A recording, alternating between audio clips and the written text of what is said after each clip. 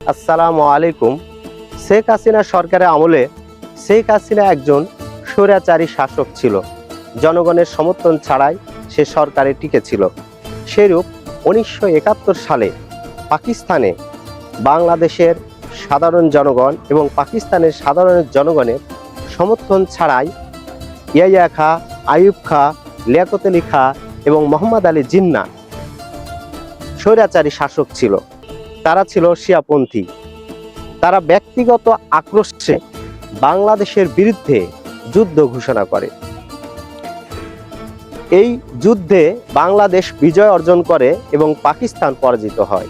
দীর্ঘ 55 বছর পরে বাংলাদেশে তেমন উল্লেখযোগ্য অস্ত্র তৈরি হয়নি। বাংলাদেশ মনে করে আমরা অর্থনৈতিকভাবে এগিয়ে আছি, কিন্তু পাকিস্তান বর্তমানে পরাশক্তিতে রূপান্তরিত হয়েছে। তারা পারমাণবিক অস্ত্র সহ বড় বড় অস্ত্র তৈরি করেছে, যা বিশ্বে তাক লাগিয়ে দিয়েছে। তারা কোনো দেশকে তোয়াক্কা না করে তাদের মতোই চলে। বর্তমানে ইরান, ইসরায়েল এবং আমেরিকা যুদ্ধে তারা মধ্যস্থকারী হিসেবে কাজ করছে, কারণ বিশ্বে পরাশক্তিতে রূপান্তরিত হয়েছে।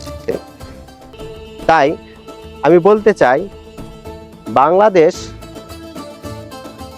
উন্নয়ন না করে তাদের মতো অস্ত্র তৈরি করতে হবে, যাতে ভবিষ্যতে আমাদের প্রতিবেশী দেশ ভারত আমাদের আক্রমণ করলে আমরা তার প্রতিরোধ করতে পারি।